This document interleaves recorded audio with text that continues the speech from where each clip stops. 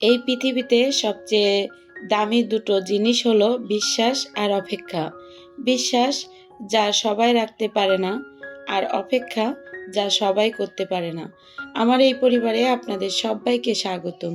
ভিডিওটি দেশ এবং দেশের বাহিরে যে যেখান থেকে দেখছেন সবাইকে আসসালামু আলাইকুম। আমি ডলিস লাইভ থেকে সবাইকে জানাই আন্তরিক শুভেচ্ছা ও ভালোবাসা। আশা করি সবাই ভালো আছেন।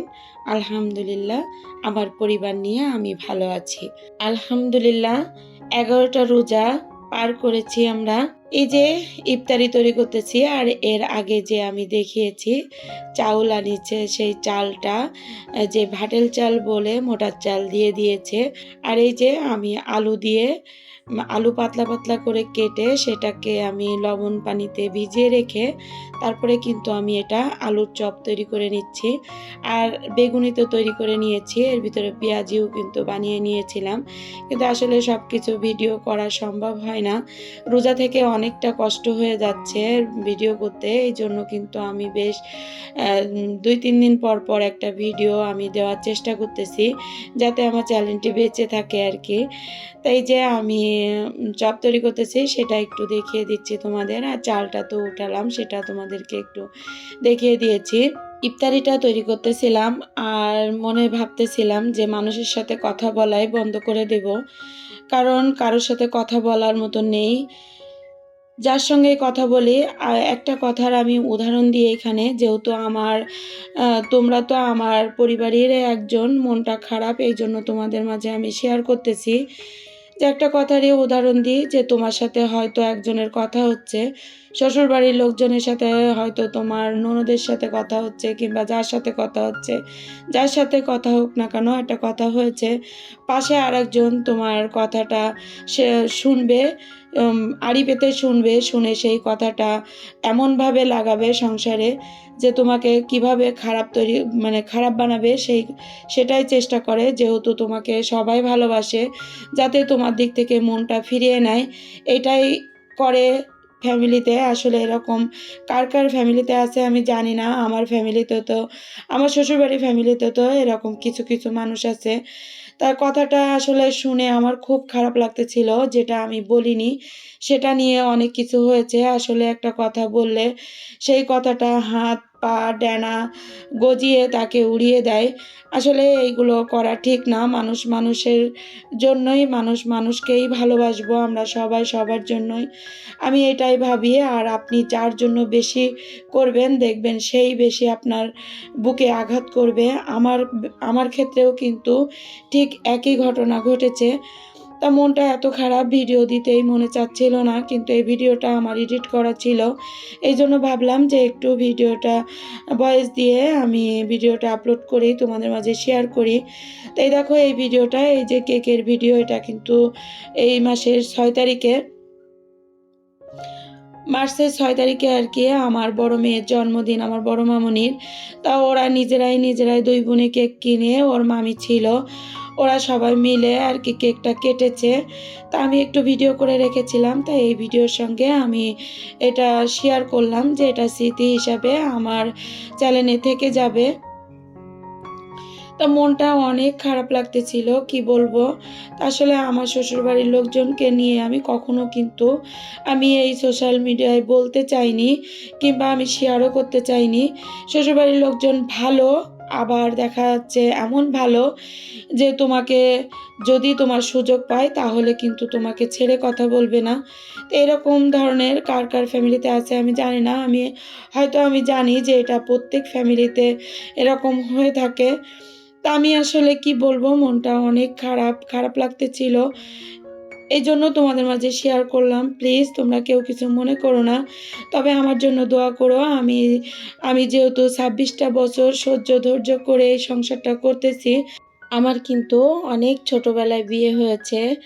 সেই বিয়ে হওয়ার পরে থেকে এই 26টা বছর কিন্তু আমার তিলে তিলে এই সংসারটাকে গোছানো। আমার এই সংসারে একসময় কিছুই ছিল না, আমি খুব কষ্ট করে কিন্তু এই সংসারটা গুছিয়েছি। এই জন্য কেউ কিছু বললে আমার কিন্তু অনেকটা কষ্ট লাগে, তখন মনে হয় বেঁচে থেকেও মরে গেছি এরকম মনে হয়। তা তোমরা আমার জন্য দোয়া করবে যে কয়দিন বেঁচে আছি আল্লাহ যেন সহ্য ধৈর্য করে এই সংসারটাকে আমি সাজিয়ে গুছিয়ে রাখতে পারি। তো এখানে আমার মামুনিরা কিন্তু কেক কাটতেছিল, সেটা তোমাদের মাঝে শেয়ার করলাম। এখানে দেখো বড় মামুনি কিন্তু আমাকে খাওয়াতে চলে এসেছিল। সেই সময় আমার ভিডিও একটু কেমন জানি নষ্ট হয়ে গেছিলো, এই জন্য ওখান থেকে কেটে আমি পরে আবার ভিডিও জয়েন করেছি।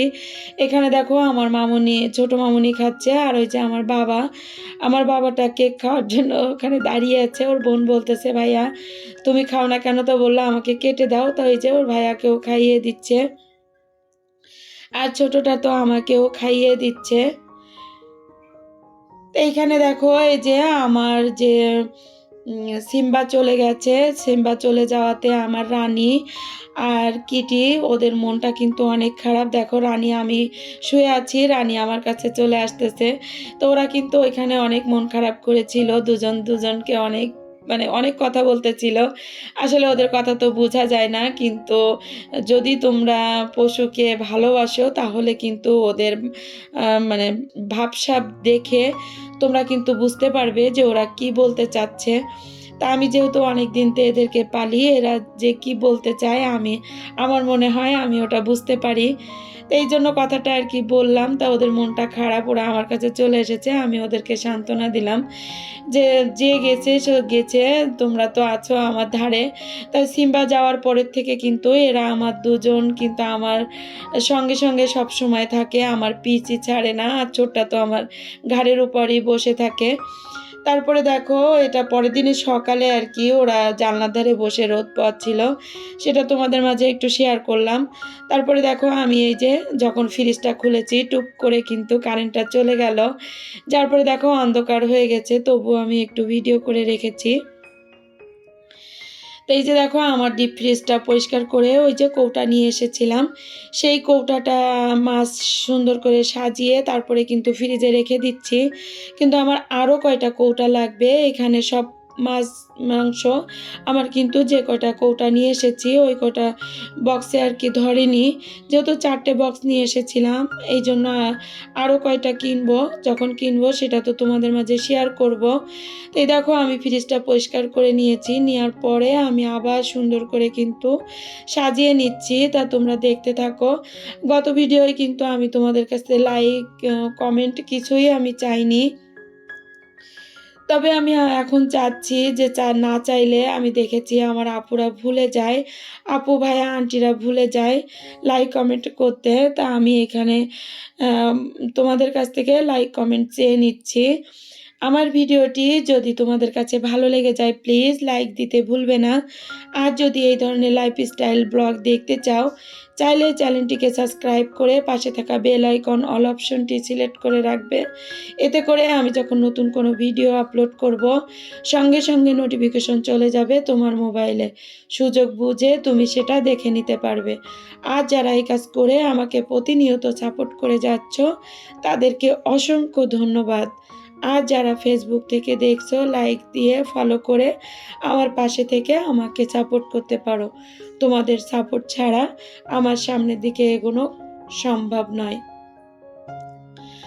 আর লাইক দিয়ে পুরো ভিডিও কন্টিনিউ করো, ছিঁড়ে কেটে ফেরে তোমরা ভিডিওটি দেখো না প্লিজ, কারণ যদি টেনে দেখা হয় ভিডিওর কিন্তু চ্যানেলের কিন্তু অনেকটা ক্ষতি হয়।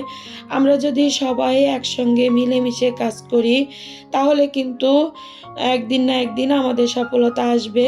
ওই যে কথায় আছে না, 10-এর লাঠি 1-এর বোঝা, তা আসলে সবাই মিলে যদি একসঙ্গে কাজ করি জোট বেঁধে তাহলে কিন্তু সামনের দিকে এগোনো সম্ভব। আর যদি কেউ হিংসা করে কেউ কারোর ভিডিও না দেখে, আর এই যে এখন কি করতেছে যে ভিডিও না দেখে শুধু সাবস্ক্রাইব না করে কমেন্ট করে চলে যাচ্ছে, যে একটা সাবস্ক্রাইব পাওয়ার আশায়, আসলে এই কাজগুলো করা ঠিক না।